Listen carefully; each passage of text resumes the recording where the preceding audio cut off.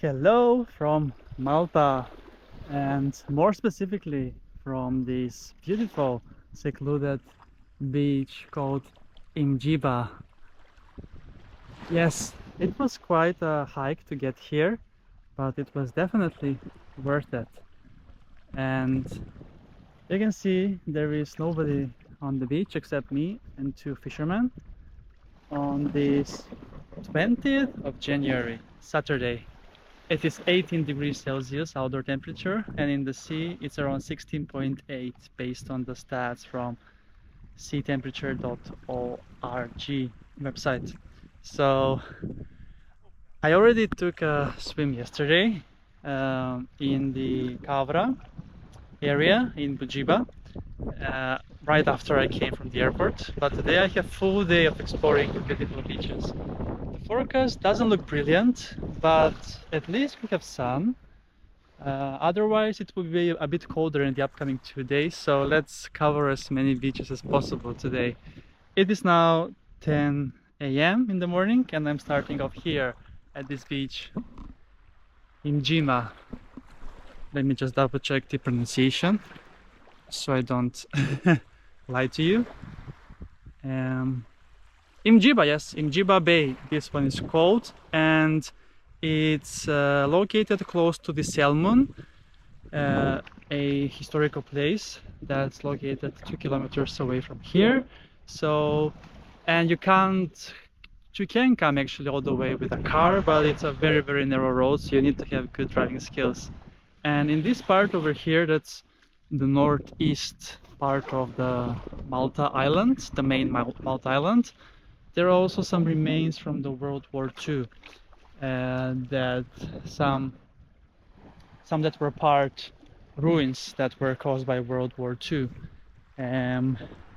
So yeah, I'm staying at Porto Azzurro Hotel that's located 4 kilometers away from here, but it was quite a hike to get here, ups and downs.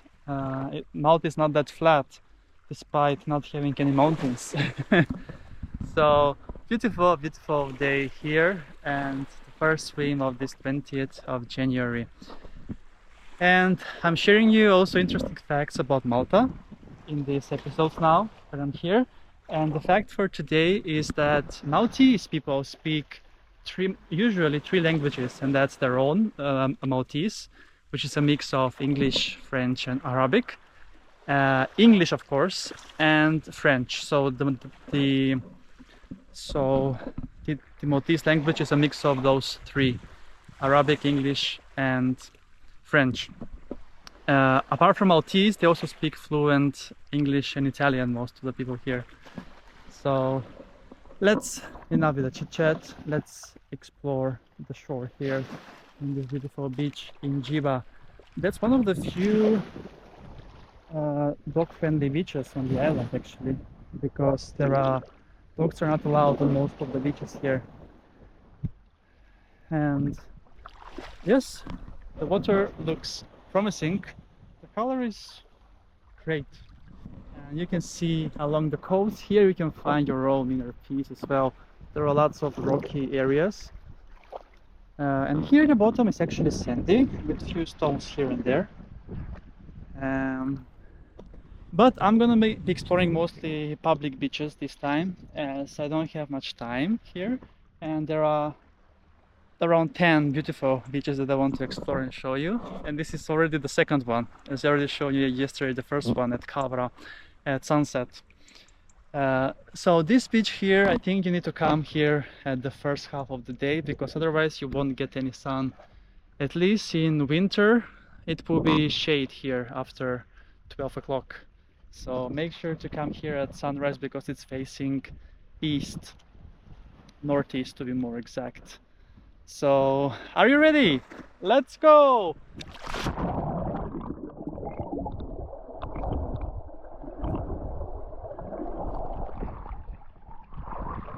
Oh my god, it's so nice. It's so good. It's so good. Good that I read one of the blogs on the internet that this is one of the top 10 beaches here. On that list, this was number 4 actually. I wouldn't give that rating though, number 4, because it's quite there are lots of seaweed on the shore and it's not maintained as the other beaches. But for the secluded and private spot of the beach, definitely it's a bit higher on my ranking for only for that. I also read that this beach is not crowded at all even during summer. So yes, that's a wrap from Imġiebaħ Beach. I'm gonna be chilling here a lot more now before I head off to another beach to explore that you're gonna see in the next episode. But greetings from Malta on this beautiful January day, 20th of January 2024, and see you soon again with another beach adventure on my channel, Beach Adventures with Chris!